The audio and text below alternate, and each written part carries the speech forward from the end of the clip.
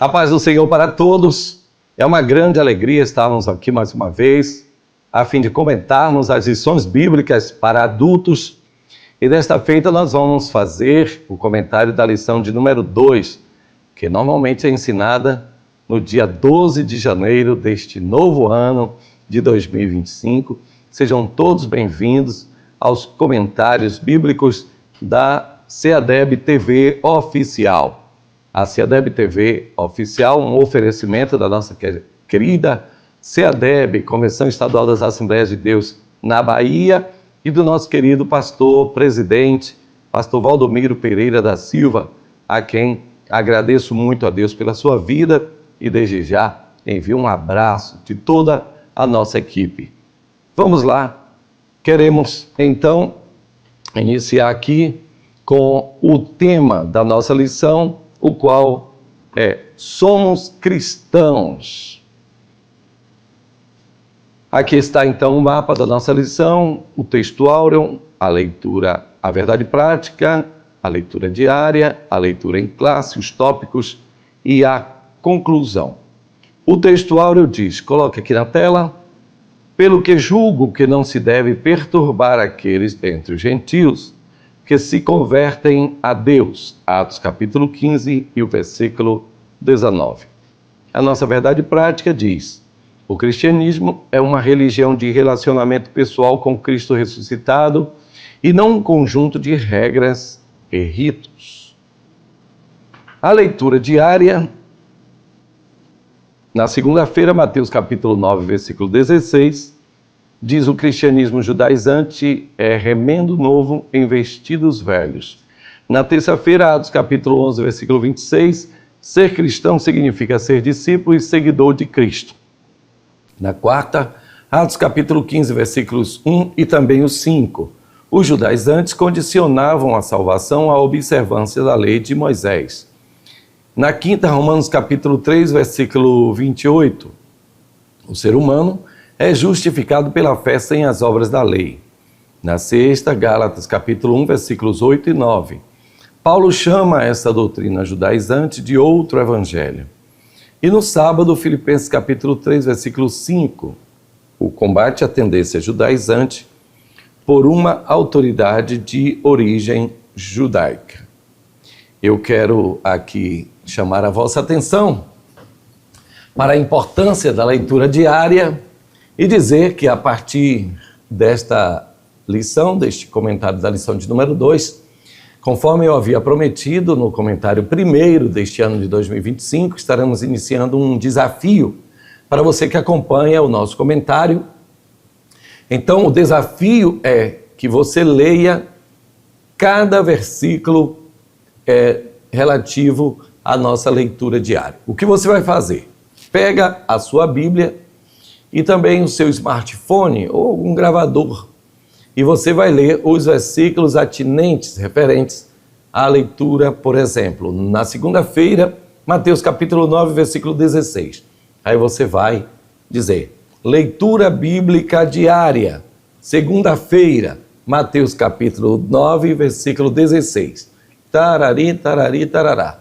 E aí você lê, depois grava e nos envia. Tá certo? Nós vamos deixar aí no vídeo o número para o qual você vai enviar. Eu vou pedir ao querido presbítero Adonias que coloque aqui na tela esse número. Então você envia para este número e nós vamos então, através dos envios de áudio, fazer um sorteio para que você possa ganhar o seu livro, a sua revista ou o seu brinde. Tá certo? Que Deus abençoe a todos. Está lançado o desafio. Vamos então voltar aqui à nossa leitura bíblica em classe. Na tela, Gálatas capítulo 2, versículos 1 até o 9 e também o 14. Me dá esta câmera aqui, porque eu preciso falar também com os nossos queridos irmãos que estão escutando através da Rádio Vox. Você não consegue ver a letra porque está sendo transmitido pelo YouTube, no canal da CEADEB TV Oficial. Inclusive, eu quero perguntar se você está tendo facilidade em localizar as nossas lições. Diga aí como está sendo a sua experiência. Se você está recebendo aí as notificações, saiba que você precisa se inscrever no canal e ali no sininho colocar todas. Então, a partir daí, todos os vídeos de comentários, você recebe a notificação, vai ali no seu canal e aperta notificações e você vai ver a lição chegando quentinha e você já pode assistir e cooperar. Como? Compartilhando com os seus alunos na classe, compartilhando com o seu irmão, com a sua irmã, com seus parentes e abençoando a cada um com esta palavra maravilhosa, ok? Dito isto, vamos lá. Um grande abraço ao querido Valmir Júnior, um grande abraço também ao querido irmão Guilherme, que está aqui na técnica, ok? Já colocou na tela isso aí?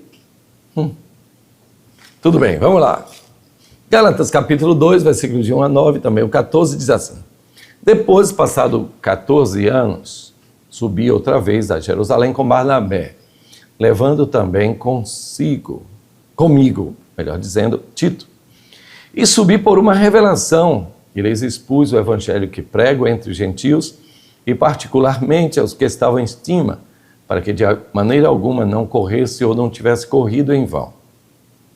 Mas nem ainda Tito, que estava comigo, sendo grego, foi constrangido a circuncidar-se, e isso por causa dos falsos irmãos que se tinham entremetido e secretamente entraram a espiar a nossa liberdade que temos em Cristo Jesus, para nos porem em servidão, aos quais nem ainda por uma hora cedemos com sujeição, para que a verdade do evangelho permanecesse entre vós.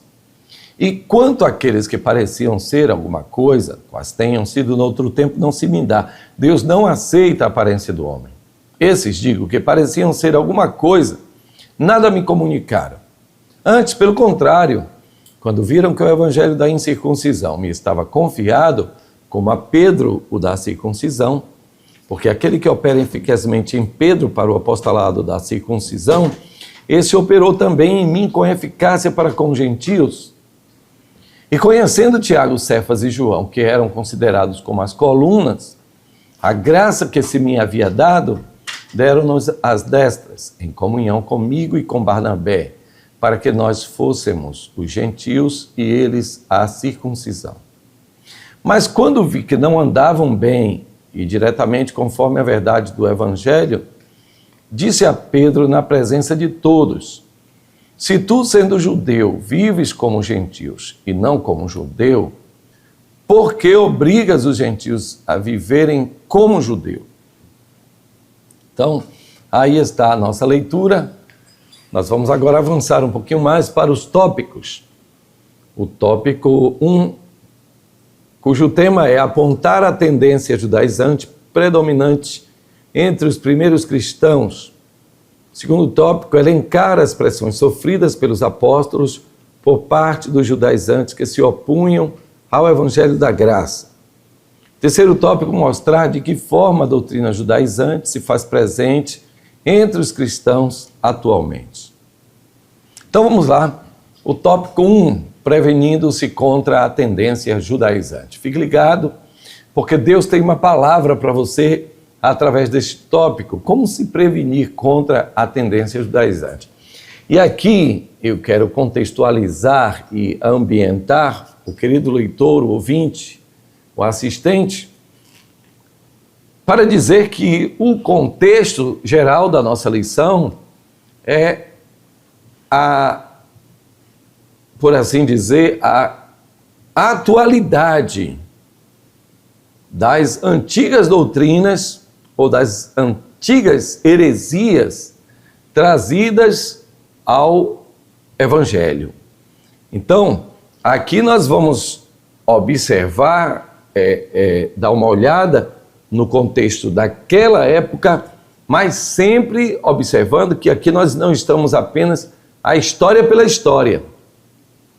Nós queremos aqui que você entenda que nós vamos dar um mergulho na história para trazer de lá a experiência, porque todas as coisas que foram escritas, diz o escritor aos Hebreus, foram escritas para o nosso proveito.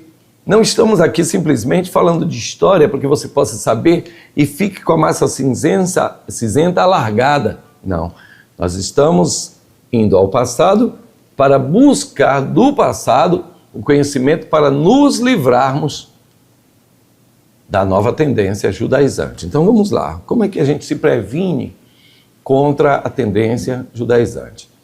Primeiro, o subtópico 1 diz, subindo outra vez a Jerusalém. Essa subida para Jerusalém, ela é a segunda subida, ou seja, 14 anos depois. Ele fala em Gálatas, no capítulo 1, versículo 14, né? Que eu subi depois outra vez a Jerusalém.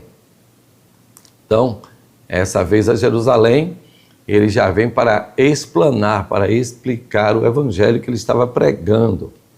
Não é da primeira vez quando ele estava fugindo dos judaizantes, né? Nós sabemos que Paulo não foi aceito logo de primeira. E Deus, através de Ananias, já tinha dito que ele não seria aceito. A mensagem não seria aceita, pregada pelo apóstolo Paulo, porque nem apóstolo ainda achavam ou o reconhecia como tal. Então ele era um pregador do evangelho. Mas ele sobe da primeira vez 3 anos após a sua conversão, e agora 14 anos depois, ele sobe novamente a Jerusalém, a fim de explicar a forma e o conteúdo como ele estava pregando aos judeus. Até aí, daqui a pouco a gente retorna mais detalhadamente a essa questão da sua subida a Jerusalém. O objetivo na reunião, então, segundo o subtópico, era algumas queixas, principalmente dos irmãos chamados judaizantes, que diziam que Paulo estava desvirtuando ou pregando um outro evangelho, não o evangelho original. Então, os apóstolos ali chamaram ele para que ele dissesse que evangelho era aquele que ele estava pregando. Isso é muito importante porque Lutero disse que aquele que consegue discernir o judaísmo do cristianismo é verdadeiramente um teólogo, porque não é fácil.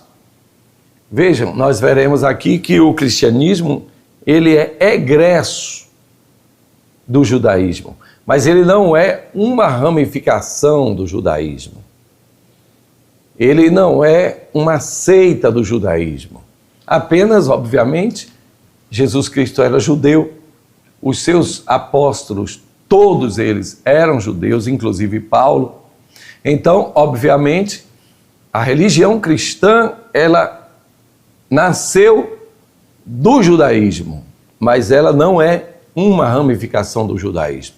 Ela é uma religião criada por Jesus Cristo. Ele mesmo disse, eu vou edificar a minha igreja. Então, a sua eclésia é uma edificação própria, né? Ele não migrou, digamos assim. Ele criou uma religião. E óbvio que nós vamos ver que Jesus não criou exatamente uma religião com rituais, com sacramentos, embora haja também isso. Uma religião é formada também por sacramentos, por dogmas, por costumes, mas não foi o intuito principal do Senhor criar uma nova religião, mas criar um relacionamento verdadeiro com Deus.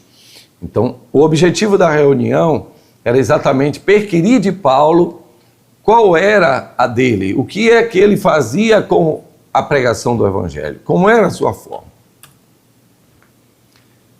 Tito e a circuncisão. Tito era grego, vocês sabem, ele não era circuncidado. O objetivo aqui é exatamente ver essa bifurcação, esse diferencial. Paulo disse, olha, nem Tito que andava comigo, sendo grego, eu obriguei a circuncidar. E isso por causa daqueles que estavam dentro dos X9, que adentravam a reunião dos irmãos a fim de ficar de olho em erros, em diferenças de procedimentos, para poder criar confusão. Então Paulo disse, eu não obriguei Tito a circuncidar, embora tenha obrigado a Timóteo a circuncidar, mas agora ele achou que não era mais hora de abrir mão disso aí. Então, ele não obrigou Tito a circuncidar, exatamente porque era hora de mostrar que o evangelho não era um novo judaísmo, não era um judaísmo aprimorado, era um novo conceito de ligação com Deus através do sacrifício pleno do nosso Senhor Jesus Cristo. Então, ele diz, o escritor aos Hebreus, diz que abandonando os rudimentos. Então, o judaísmo era o rudimento. Abandona aí, vamos partir para o que é perfeito. A sinopse do primeiro tópico é: a tendência judaizante era uma ameaça à verdade do evangelho e ao futuro do próprio cristianismo. Nós vamos ver isso mais no tópico 2. Mas a tendência judaizante era uma ameaça. E por que era uma ameaça? Nós vamos ver aqui no tópico 2.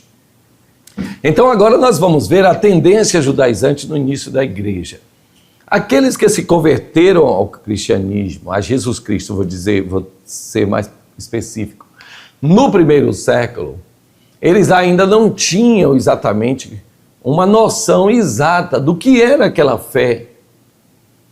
Veja que no princípio, quando Pedro fez aquela pregação, e que se converteram cerca de 3.000 pessoas, todas elas, ou melhor, deixa eu refazer aqui essa sentença. Muitos deles eram judeus.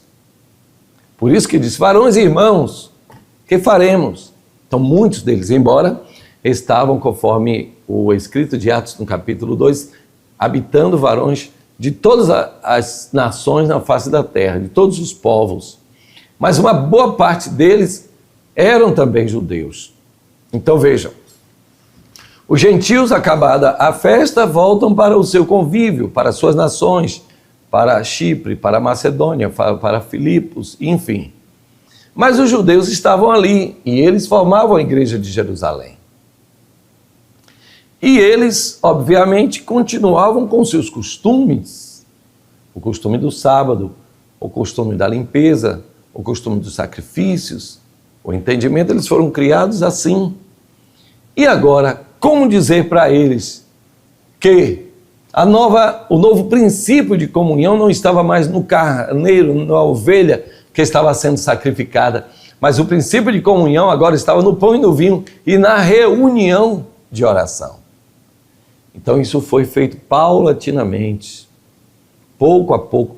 É tanto verdade isso que, inclusive, o próprio Pedro não entendeu essa questão. Ele não conseguiu, no primeiro momento, discernir que havia uma diferença de modo no cristianismo entre o judeu e o grego, ou o gentio, mas que o evangelho era o mesmo.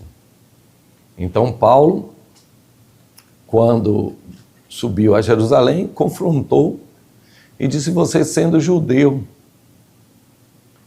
se assenta com os gentios, né?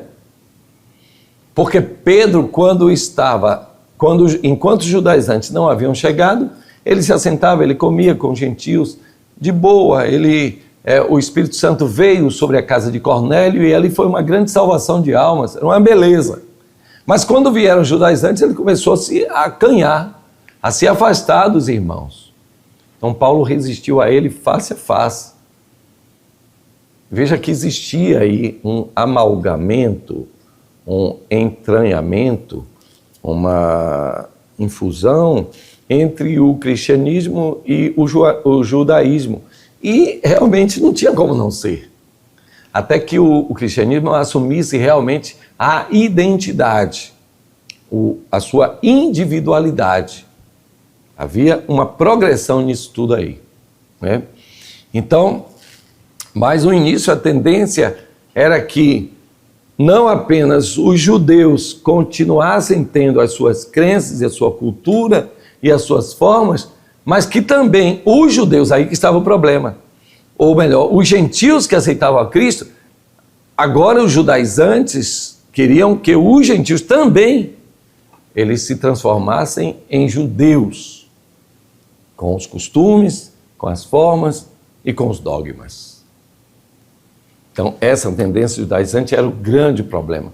Paulo, ele falando aos Gálatas, aos irmãos da Galácia, ele diz: espanta-me muito que tenhas mudado rapidamente do evangelho que eu ensinei a vocês para práticas anteriores. Foi um espanto para ele. Eu ensinei a você tudo direitinho, porque os irmãos da Galácia, vocês sabem, eram gentios, mas eles mudaram rapidamente a sua forma, né?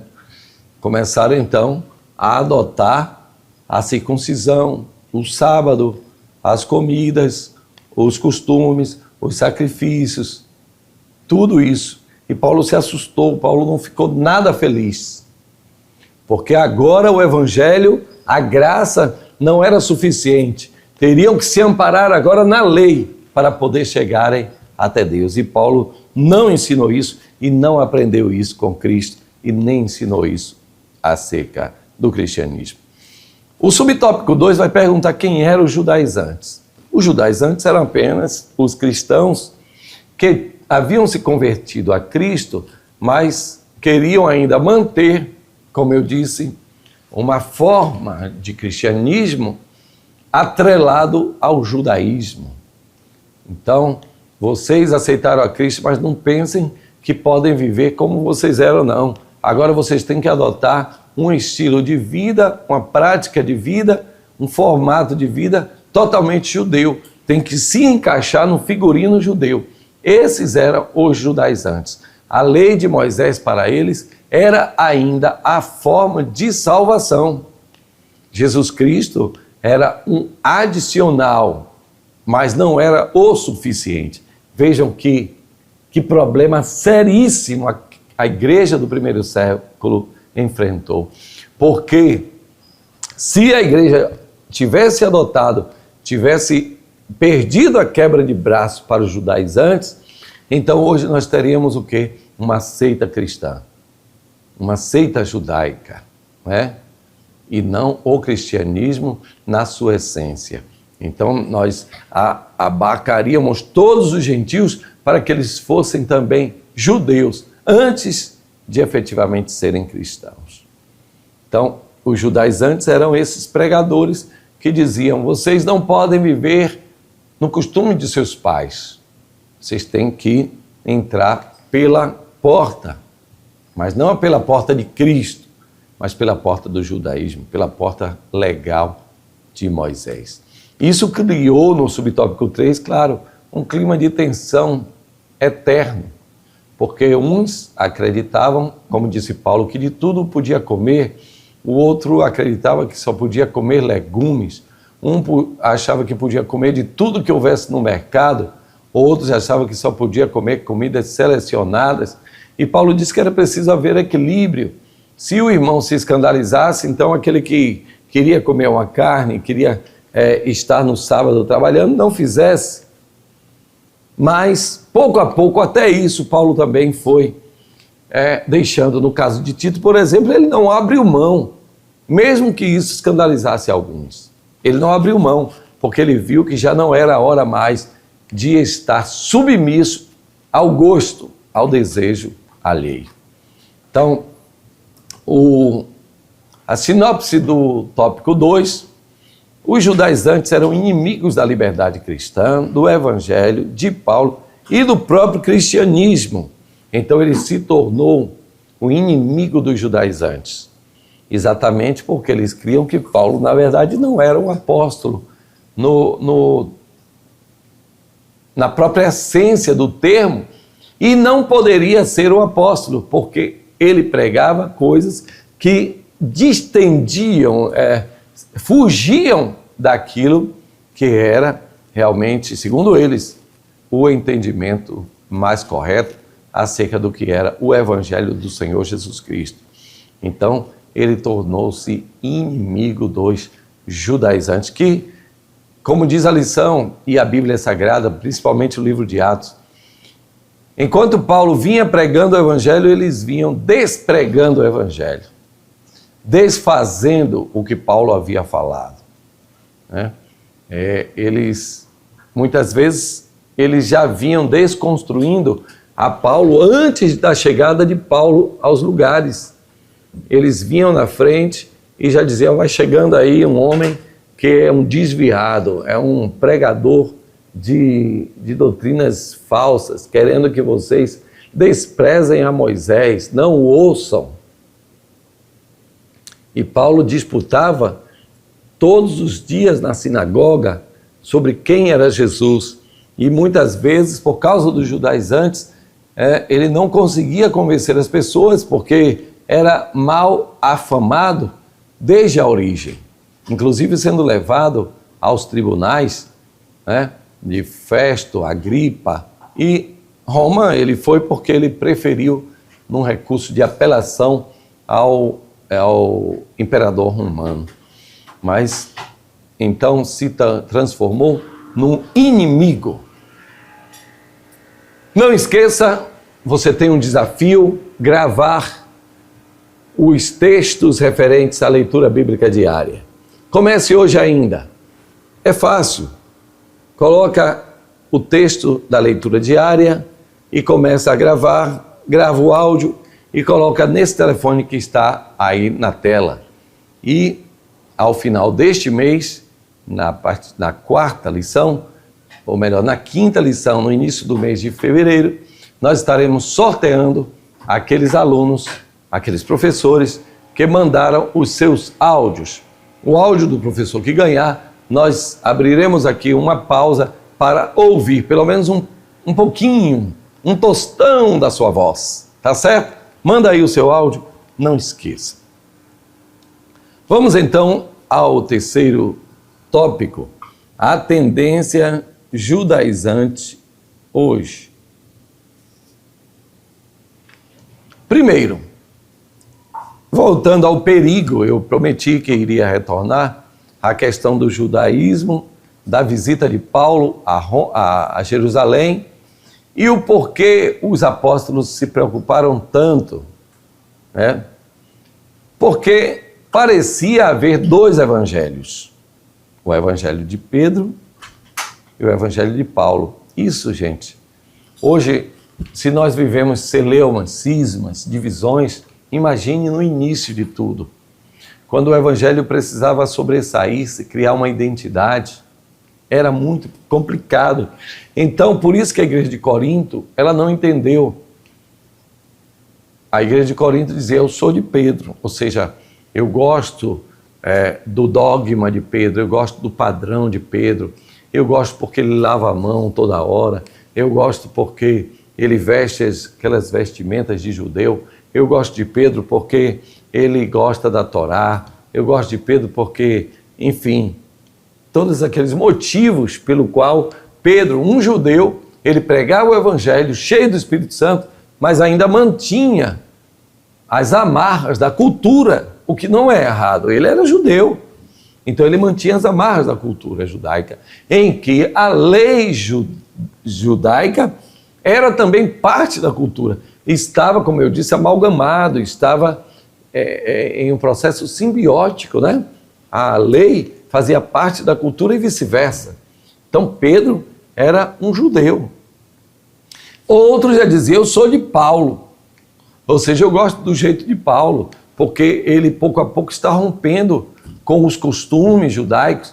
Ele sabe que os costumes gentílicos, embora não todos, mas eles podem ser aceitos. A questão do dia, dos meses, de anos, a comida, a forma de falar, a forma de se portar, tudo isso Paulo já é mais progressista, né?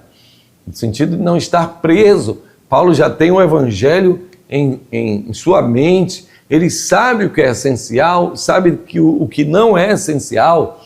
Paulo que prega pela graça, sois salvos mediante a fé, isso não vem de vós, é dom de Deus. O meu justo, diz Deus, viverá da fé, e se ele recuar, a minha alma não tem prazer nele. Paulo dizia, não podemos nos apegar a Cristo e à lei. Cristo é suficiente. Né? Então, embora houvesse essa diferença, mas o Evangelho era uno, era Cristo. Costumes diferentes, um mesmo Evangelho. Posturas diferentes, um mesmo Evangelho. O mesmo alvo, uma mesma base, uma mesma origem.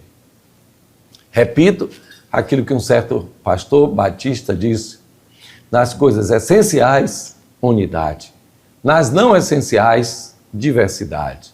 E em todas as coisas, amor. Então precisamos amar o próximo. Agora, nas coisas essenciais, devemos ter unidade.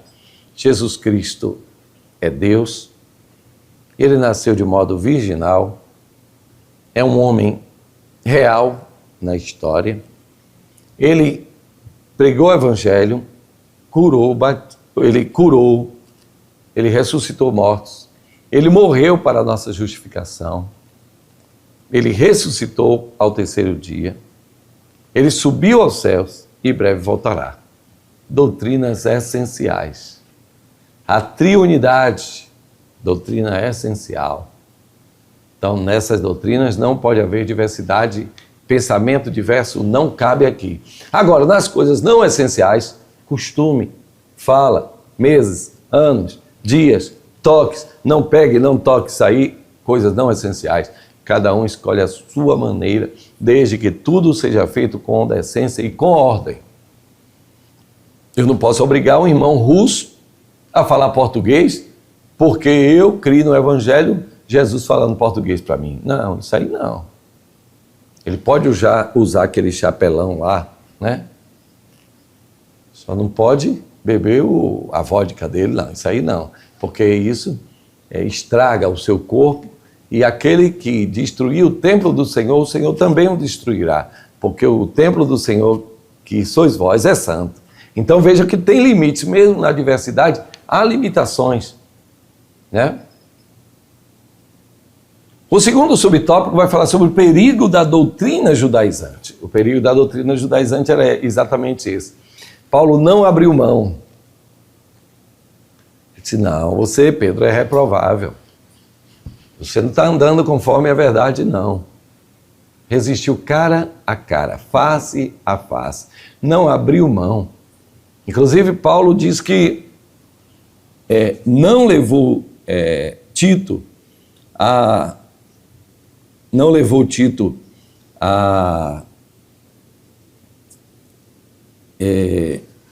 a circuncisão, exatamente para não dar ocasião aos irmãos. Mas a Timóteo, eu já falei para vocês, Atos capítulo 16, versículo 3, ele circuncidou a Timóteo. Não é? Então, eu vejo aí como eu já falei, uma progressão. No início, tolerância, entendimento. Ele precisava de Timóteo nas andanças, precisava ensinar a Timóteo, tudo bem. Mas depois ele disse: não, você já sabe o que é o Evangelho. Você já sabe que o Evangelho não precisa disso. Se eu estiver abrindo mão agora, eu estarei rendendo-me aos caprichos dos judaizantes. Não vou fazer isso. Ele sofreu uma represália tremenda, né, dos judaizantes, porque alguém disse que entrou alguém lá que não era circuncidado, embora Tito não tenha entrado no templo. Então, mas ele sabia, ele antevia o perigo da doutrina judaizante. Graças a Deus, porque através de Paulo, o apóstolo dos gentios, e aqui eu quero que você veja uma coisa interessante. O primeiro a pregar aos gentios, o primeiro foi Pedro. No capítulo 2, ele prega aos milhares que vinham de todas as nações do mundo, segundo o historiador Lucas. Ele pregou a todos. Então, segundo ponto, o diácono Filipe pregou ao mordomo da rainha de Candace, que também era um gentio. Mas Pedro volta novamente a pregar. No capítulo 9 de Atos dos Apóstolos, a Cornélio. Ele é enviado por Deus a pregar na casa de Cornélio, e o Senhor já lhe mostra aquele lençol e diz: come, mata e come. Ele disse: não vou comer não, porque desde a minha infância eu aprendi que esses animais são imundos. Se não consideres imundo aquilo que o Senhor já santificou. Então Deus estava levando Pedro a uma proposta para os gentios, mas Pedro não conseguiu compreender. Essa é a verdade. Então foi preciso que Deus catasse Paulo lá da escola de Gamaliel, a fim de que ele fosse o apóstolo aos gentios. É próprio daquele que pode, daquele que chama, daquele que é soberano. Chama o Saulo de Tarso e ele conseguiu entender o que era que Deus queria para os gentios. Graças a Deus. Deus fala através de Ananias, ou com Ananias: vai, porque este é para mim um vaso escolhido para anunciar o evangelho aos gentios. Então, Pedro foi o primeiro a pregar aos gentios, mas não foi o apóstolo dos gentios, porque não compreendeu a dimensão do evangelho de Cristo para o mundo inteiro. Enquanto Paulo, embora, como disse, já tinha pregado para muito, e pregou a muitos judeus. Todos os dias na sinagoga ele tentava convencer os homens de que Jesus Cristo era o Senhor, aos judeus. Mas ele não foi propriamente o apóstolo aos judeus. Ele disse: eu sou o apóstolo aos gentios. Então é bom que a gente saiba disso para contextualizar exatamente que Pedro foi o primeiro a pregar aos gentios, mas não continuou a sua pregação no meio dos gentios. Paulo não foi o primeiro, mas pregou muito aos gentios, embora também tenha pregado aos judeus. Agora vamos, por fim, às práticas judaizantes atuais. O que é a prática judaizante atual? Bem, os judaizantes atuais, eles querem perturbar o evangelho de Cristo.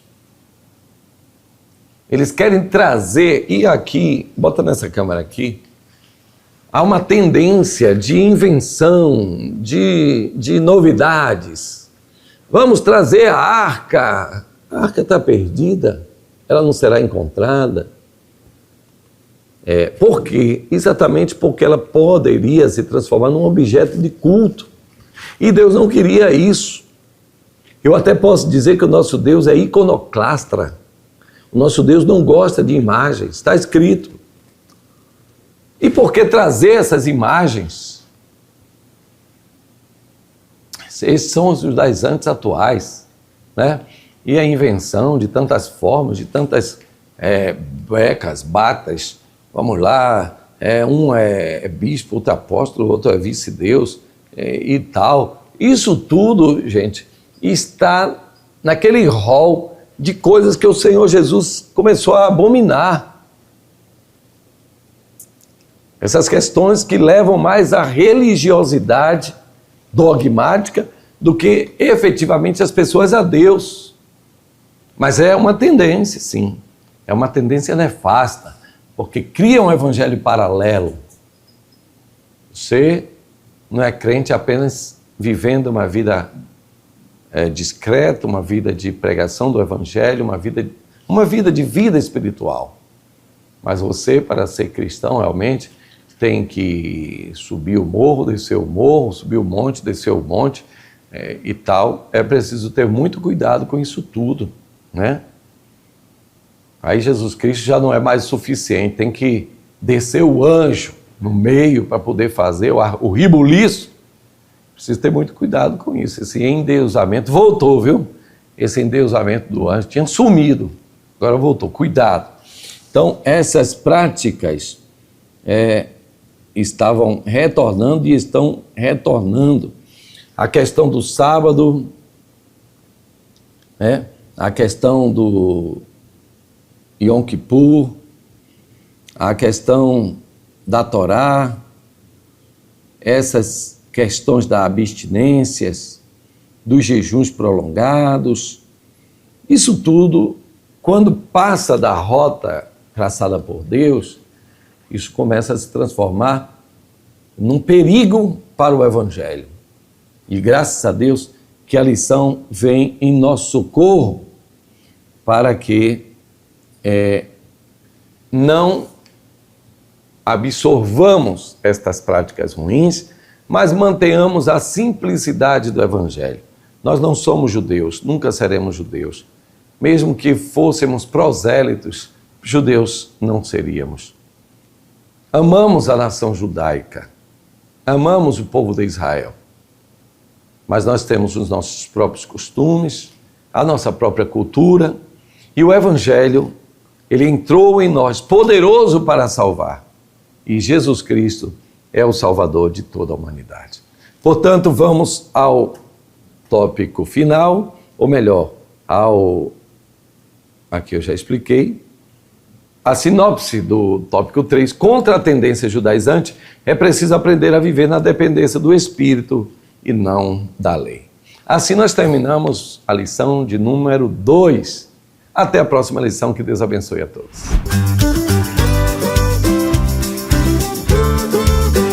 CEADEB TV, uma herança de fé pra você.